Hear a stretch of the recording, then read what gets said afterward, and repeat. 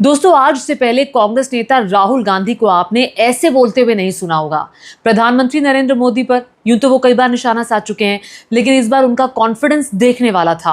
हंसते हुए मुस्कुराते हुए प्रधानमंत्री नरेंद्र मोदी पर निशाना साधा और कहा कि नरेंद्र मोदी कोई बड़ी प्रॉब्लम नहीं है, शोबाजी है, दम नहीं है। देख चुका हूं मैं, पहले तो मैं मिला नहीं था, अब तो मैं 2-3 बार मिल चुका हूं। देख चुका हूं, कुछ नहीं है, मीडिया का बनाया हुआ गुब्बारा है। सिर्फ राहुल गांधी यहीं पर नहीं रुके, आगे वो ये भी कहते हैं कि आपने अपने सर पर चढ़ा रखा है, ये बता रहा हूं मैं आपको। तो राहुल गांधी बहुत कॉन्फिडेंस में ये सब बातें कर रहे थे और ये सब बातें राहुल गांधी भागीदारी न्याय सम्मेलन के दौरान कर रहे थे। और भी कई मुद्दों पर खुलकर राहुल गांधी बोले हैं। पहले ये सुनिए राहुल गांधी किस तरह हंसते मुस्कुराते हुए निशाना साध रहे हैं पीएम मोदी पर। नरेंद्र मोदी कोई बड़ी प्रॉब्लम नहीं,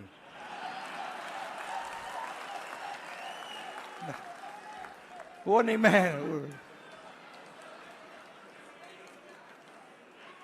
आपको बता रहा हूं, ये आपने अपने सिर पे चढ़ा रखा है, कोई प्रॉब्लम नहीं।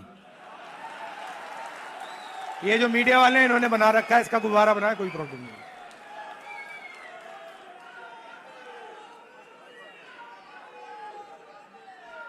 अब पहले तो मैं मिला नहीं था, अब 2-3 बार मैं मिल भी लिया हूं, बात समझ गया हूं मैं, कुछ नहीं उसमें।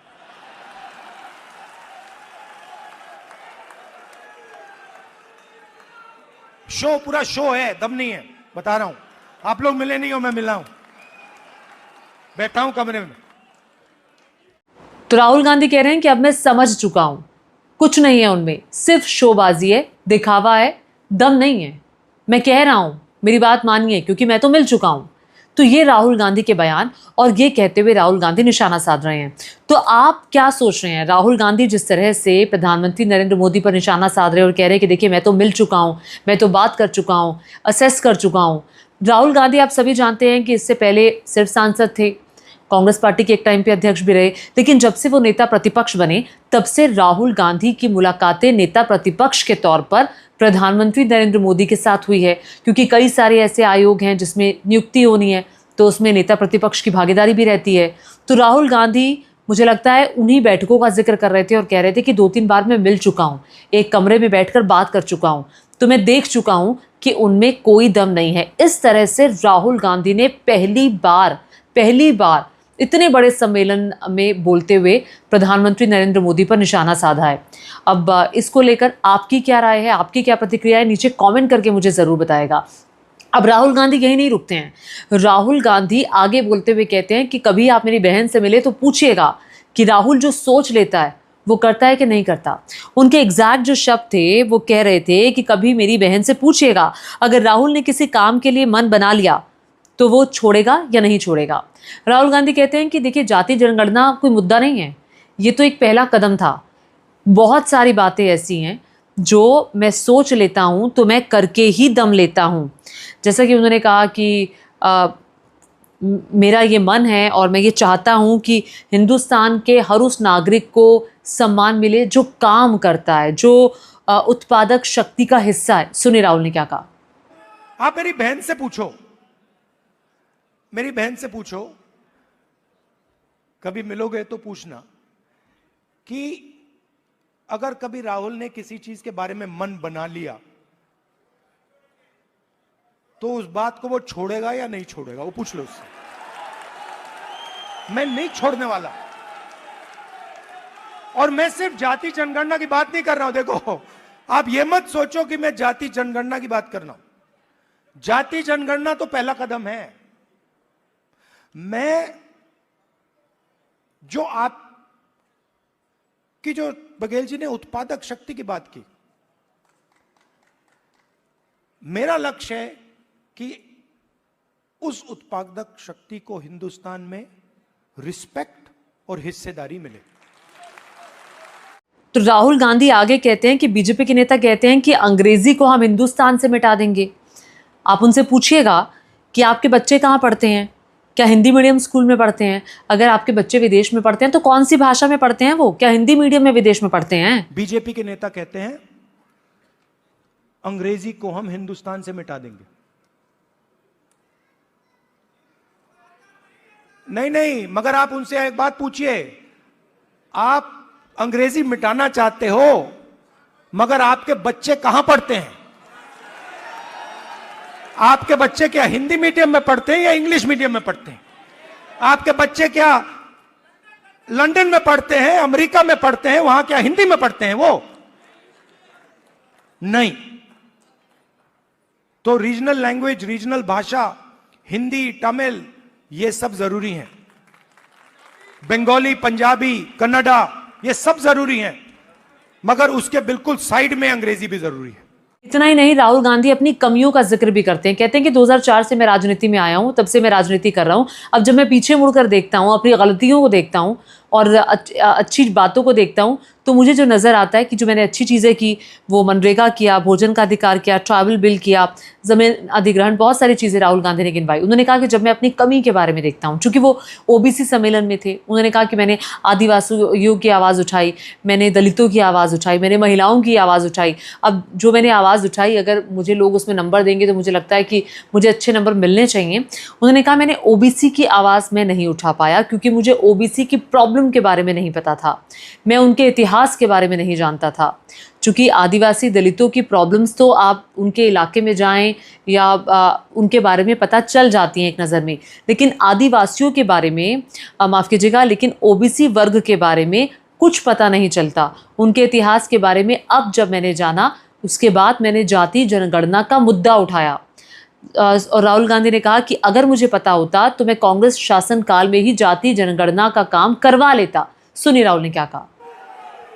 अब मैं 2004 से राजनीति कर रहा हूं और 21 साल हो गए, और जब मैं पीछे देखता हूं और एक प्रकार से अपनी सेल्फ एनालिसिस करता हूं,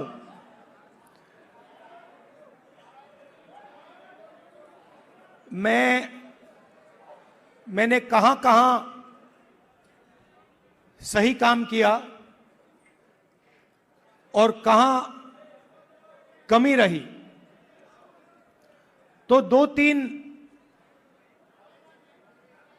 बड़ी इश्यूज दिखती हैं मुझे।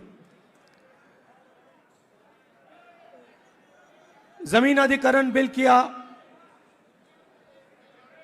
मनरेगा किया, भोजन का अधिकार किया, ट्राइबल बिल, न्यामगिरी की लड़ाई लड़ी। अगर मैं अपने आप के बारे में सोचूं तो मैं कहता हूं ये काम मैंने सही किया। और जहां तक कमी रह सकती है, मगर जहां तक मैंने, चाहे वो आदिवासियों की बात हो, दलितों की बात हो, माइनॉरिटीज की बात हो, वहां पे मुझे लगता है कि मुझे अच्छे नंबर मिलने चाहिए। महिलाओं के इश्यूज पर मुझे सही नंबर मिलने चाहिए। मगर अगर मैं थोड़ा पीछे को देखता हूं तो मुझे एक बात बिल्कुल क्लियर दिखती है कि एक चीज में मेरी कमी रही थी। भैया बोलने दो, ब्रदर बोलने दो, आप बाद में बोलना। तो एक चीज में कांग्रेस पार्टी में और मेरे अंदर भी एक चीज मैंने मिस कर दी, एक गलती मैंने की। क्या थी? जो ओबीसी वर्ग है उसका जिस प्रकार से मुझे प्रोटेक्शन करना था, मैंने नहीं किया।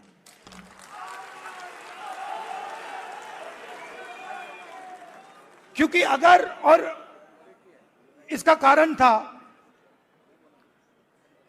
आपकी जो इश्यूज थी उस समय मुझे गहराई से नहीं समझ आई। मैं स्टेज से कह देता हूं कि 10 साल पहले, 15 साल पहले जो दलितों के सामने कठिनाइयां थी वो मुझे अच्छी तरह समझ आ गई। वो शायद वो ज्यादा आसान है समझना, वो क्लियर है। अनटचेबिलिटी, उनकी हिस्ट्री है, तो एकदम पता लग जाता है। आदिवासियों की भी इश्यूज आसानी से समझ आ जाती हैं। आप उनके इलाके में जाइए,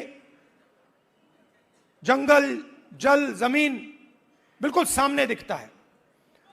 मगर ओबीसी की जो इश्यूज हैं, जो मुश्किलें हैं, वो छुपी रहती हैं, आसानी से नहीं दिखती हैं। मेरी रिग्रेट क्या है कि अगर मुझे आपकी हिस्ट्री के बारे में, आपकी इश्यूज के बारे में थोड़ा सा भी ज्यादा मालूम होता, मैं तभी जाति जनगणना करा देता। वो निकल गया, और मैं स्टेज से कह रहा हूं, वो गलती है मेरी, और कांग्रेस पार्टी की गलती नहीं है, मेरी गलती है। और इस गलती को मैं ठीक करने जा रहा हूं। और एक प्रकार से अच्छा हुआ है। मैं सोच रहा था कि ठीक है भाई, गलती हो गई, तो अच्छा क्या है मैं आपको बताऊं कि अगर उस समय जाति जनगणना करवा दिया होता तो जैसा मैं अब जाति जनगणना कराऊंगा वैसा नहीं होता। तो राहुल गांधी जाति जनगणना का महत्व बताते हुए कहते हैं कि तेलंगाना में सरकार के हाथ में डेटा है, वो बता सकते हैं कि राज्य के सारे कॉर्पोरेट्स के यहाँ पर कितने ओबीसी, कितने एससी, कितने एसटी वर्ग के लोग काम करते हैं। हमारे पास डेटा है, उससे पता चलता है कि तेलंगाना में लाखों करोड़ों का पैकेज नहीं मिल रहा है एससी, एसटी, ओबीसी वर्ग को। वहीं अगर हम मनरेगा, गिग वर्कर की लिस्ट में निकालें तो एससी, एसटी, ओबीसी वर्ग के लोग वहाँ पर हैं।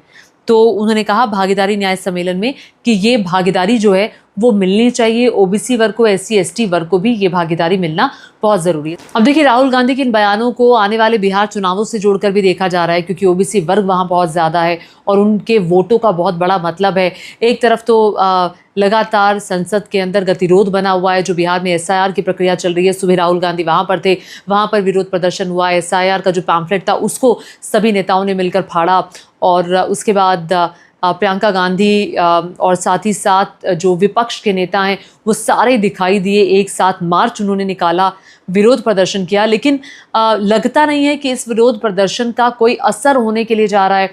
लेकिन उस पैम्फलेट को फाड़ करके, जो एसआईआर का पैम्फलेट सभी नेताओं ने फाड़ा, उसको जब उन्होंने फाड़ा तो ये एक जेस्चर जाता है, ये संकेत जाता है कि एसआईआर की प्रक्रिया जो बिहार में चुनाव आयोग की चल रही है उसको ये नेता नहीं मानेंगे भविष्य में। इससे पहले तेजस्वी यादव भी कह चुके हैं कि हम ये प्रक्रिया नहीं मानेंगे, अगर हमें लगता हुआ और हमें लगेगा तो हम चुनाव का बहिष्कार भी कर देंगे।